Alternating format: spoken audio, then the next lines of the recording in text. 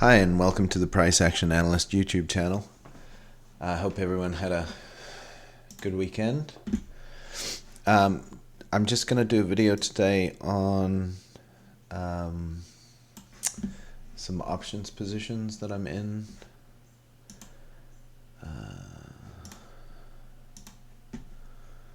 So we'll start with the VIX. This is the volatility ETF. So we had a big pop-up with a COVID consolidation retrace, and you've been able to frame that up with trend lines. We had a pop outside, and you know, this is a retrace, but it's now sort of consolidating. But I do expect, normally, even, you know, this retrace is following this trend line, I am expecting a pop up here. And I thought this might have been it. And we did get a move up here. And I either took the position, let me see when I took the position, the 8th. So here, I took the position this day, and it sort of threatened to push up and then sold down, and it sold down again, and we're here. So I've got till the 24th of July, so I've still got some time here. And just looking on the intraday here, let's go to the 10-minute bars. So that major trend line, it's still kind of following that, and then there's strength. We've had strength under, well, not under, but it's come down to this pivot here and strength up. So we'll see what happens. I'm going to keep this position, especially if it moves outside of the trend line, then it's still kind of holding to my premise. So I still think there's a chance that it'll make a move up here. And again, I just need it to push above the 34 prior to or by the 24th of July. So that one's still looking good. What else have we got? So this is Home Depot HD. I took this position on the 7th. There. So this is big push up, consolidation pattern, triangle pattern, and you know, this was an ideal entry. It never got down to here, but you know, there's a gap here, there's a big wick here and a gap, and so when it filled the gap, you got the push off of that. So you know, you might have hit that gap if you'd been able to see that. I didn't. And what did we say? The 7th of July. So I, you know, wasn't ideally here, but as price meanders down again along this trend line, I'm expecting a pop off of that, and we've had it today. So it's doing, this is what I expect when I see that. Big trend up, consolidation, push up, even if the push kind of fails, especially when it's just trickling along the trend line, this is what I'm expecting, and this is what I, you know, my understanding is that eventually is, you know, this is the high probability event, especially so when you get a pop out that doesn't do much and it follows the trend line, I think it almost, you could say it makes this even more likely. So this position's looking good. That's what I expected. If you can, you know, if you can get a couple more days of strength, then I'll, you know, as the time goes on, my spread is growing in value. So, you know, if it can push a little bit further away, the further it pushes, the more I'll try and hold that to expiry. What are we talking there on that one? It's a 250 and 252.5. So, you know, that as price stays above there, it's going to keep going towards that maximum $250 of value. And I paid 1.3, I think, for that. So this one looks good. What else have we got? So the SPY. So I did a couple videos on the SPY and saying, you know, how I I thought the price action looked bearish, and particularly how it kind of was rolling over here. And I took that on the 8th. So I took that here with a expectation it would push down. So, I mean, initially it did that, but we've had very strong rejection off of that. So, and so my spread's kind of worth, it's getting close to, or is half the value I paid for it. So tomorrow, if tomorrow's price action washes this previous high and it looks like strength, if it washes that high and leaves a wick, I'll leave the position. If it pushes above and say closes at its high, then I'll probably be getting out the next day, and I'm gonna take a loss on that position. So that one looks like it's not working out very well. And again, you know, it's like I say, it's always nuance, but you know, in a way, this is kind of similar, you know, kind of similar to the Home Depot trade, in that you've got a big uptrend, consolidation, and then a breakout, and here I am shorting the breakout. But I just, you know, again, that big gap and the selling, you know, I expected this gap to fill and to see a bit more selling pressure. So, you know, again, a wash of this high can produce more selling. So hopefully in like tomorrow we'll see that. We'll see what happens when it washes that pivot. But at this stage, that one's not looking too good.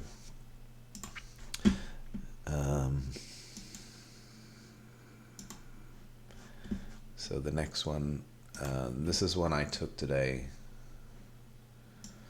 So this is Visa. So same story, push up, consolidation. And again, I'm trying to, you know, consolidation and the push out, but I'm trying to catch that early. So, you know, this wick here, inside this wick is an entry point. So, you know, these are your entry points. I'm in today, so I'm a little bit late than ideal, but I'm expecting, you know, a push up, and you know, I'm expecting a strong push up. So you would say, you know, you could take a longer beginning, but at least something like that. So that's got a August 7th expiry, so it's got some time to work. And again, I don't need to, you know, if the push up's strong, I don't need to hold it till expiry. I'll just take if it gives me enough, I'll take it. So that, you know, the maximum's 250. So if we get a strong push up and it's like 2.1, 2.2, I'll take that if it can get there. I'm not going to wait until it gets to 250. Because, you know, if it gets to 230 and you get a couple of days of down action, then the value, even though it's still above, the value is going to fall, and then I gotta wait till expiry, or I gotta wait for it to push up again. So I took this one today. This is DraftKings, DKNG. Similar story, except so this one, you know, I like this in a way because this is an attempt to be early, if you will. You've had a strong push up. This looks like a consolidation pattern. Again, you know, the trend is up, and I'm hitting these bottom Bollinger Band extensions. So I've framed up this wick with a triangle, and so I want to hit anytime price actions within that wick, I'm hitting it long. And so today I got long here, and what's a boost of that is you got this big buying bar here, and so this retrace, which is not as big, we got 3 days down. So I expect the push to be up here. And again, you'll get retraces like this when you have a lot of strength down. It doesn't, you know, unless it just V spikes out, which is bullish, but it's also low probability. Then what happens is you get the strength down, and you'll get, you know, a couple of retests before it pushes up. So this looks good. This is also sometimes referred to as a W bottom. So they can be reliable, but a lot of the time you're just seeing that after the fact. But this wick is reliable. This buying bar here is reliable. The fact that it's taken 3 days to get to 50% of that buying bar looks good. So, you know, if we get a wick today and a push up, that should be okay. And we've also got this strength coming into it, right? So it's, you know, it's lower probability for price to just teal off like that.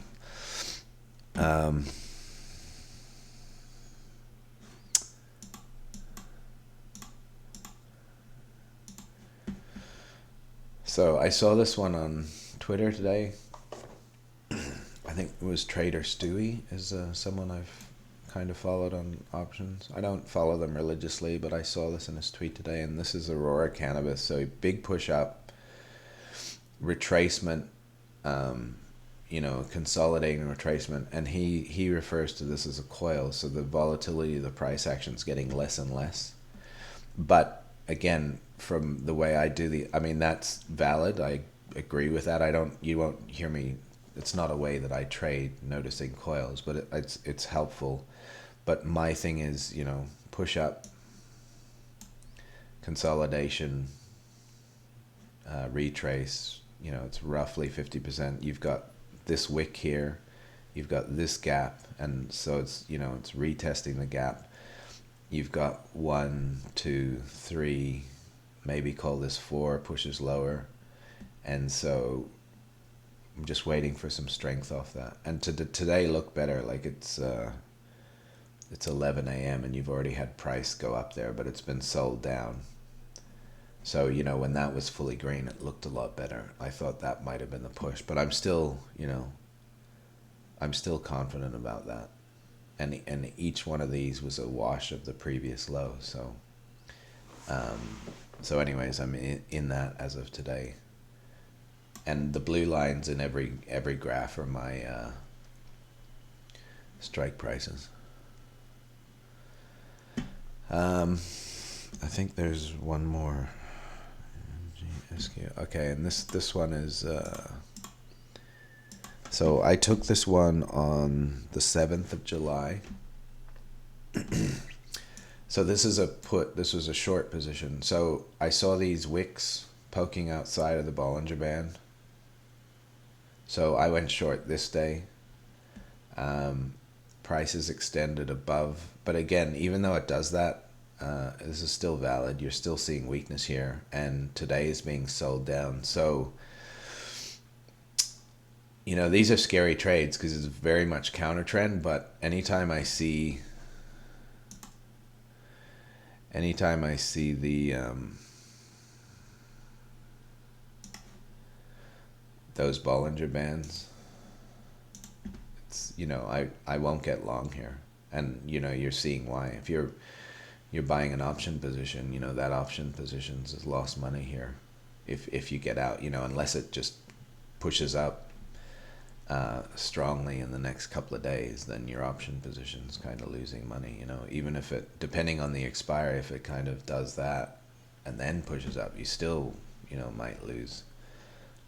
And then you know, if it does that, it's got to push like significantly higher. So I mean, that's not the best, but the fact that price is still selling down is still, I'm going to hold the position and see what happens here. So, I mean, that looking good. You might get some strength off that gap there. This is intraday 10-minute bars.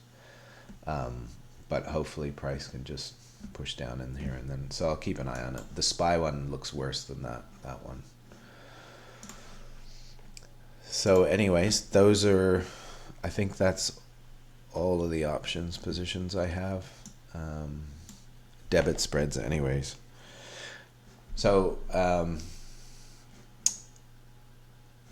yeah, I just it's definitely not trading advice. I'm just kind of giving people an eye on what I do outside of cryptos. I've done videos explaining that I like debit spreads at the moment, and especially the size of my account, which is not big. And then I'll just look to update you on those. I want to be transparent about, you know, the ones that work and the ones that don't work. I keep a spreadsheet of exactly where I'm at monetarily, so I know that, I mean, I'm making money with the debit spreads, but I want to continue to do that as time goes on. So, you know, as hopefully that continues and I keep slowly building the account, and within that context I want to be kind of transparent as to what works and what doesn't work without going into, you know, the exact figures.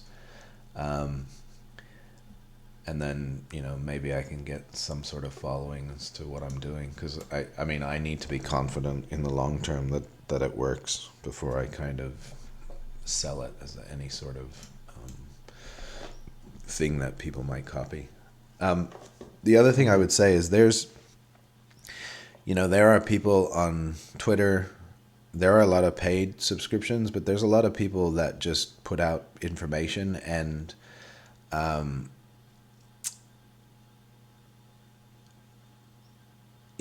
I find it helpful because, so I'll just give you, there's one that I follow, I won't name them, but they put out a whole bunch of stuff that they were looking at and taking positions, and it's useful because, like, I have a universe that I look at in terms of stocks, but often they'll be looking at stuff that I don't see, so I'll be able to look through that list. And I mean, there's stuff of theirs that I will not take. Like, I won't take stuff that's breaking out, like that's had lots of strength higher and keeps pushing higher. I'll try and find you an example. I think that was one. Like, I can't get long there, you know. And I'm not saying that they were getting into it today, but they may have been, you know, you might see people buying options here on the break of that high or whatever. That's not how I trade. So, you know, I look through their list and like to take stuff that is early, like that is more my thing. I don't want to be trading here. I want to be trading here with this. You know, to me that is a higher probability move than that.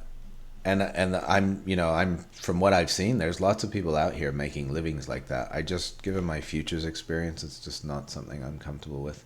Anyways, the point I'm making is that, you know, in that, if you have developed a trading style, you can very much go through what other people are looking at. It's kind of like a stock screening thing, you know what I mean? And see if there's anything within what they're taking positions on that you like as well.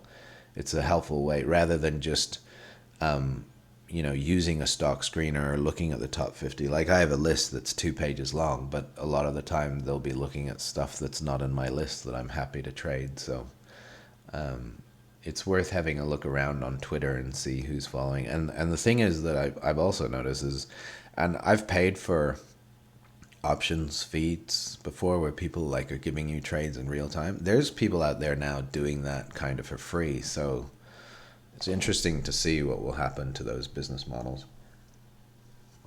And I'm not saying paying, like, if you find someone that's good and they're making money, then it's by all means pay them for the thing. But to just get to look at stocks, if you have a trading strategy, and just see what other people are trading and stuff that you might want to trade yourself, you don't necessarily have to pay for that. So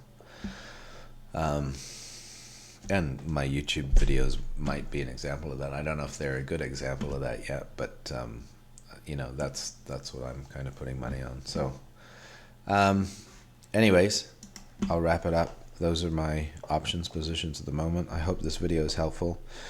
Please like and subscribe the channel. Please also follow me on Twitter @PriceAnalyst. And if you'd also like to support the channel, I have some crypto addresses in the description. I think Monero and Ethereum should be there. So any support would be really appreciated, and I'll see you in the next video.